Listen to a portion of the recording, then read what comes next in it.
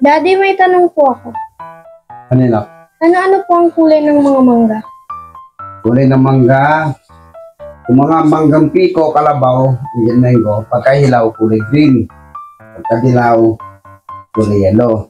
At yung hawak mo, apple mango yan. Kaya pula.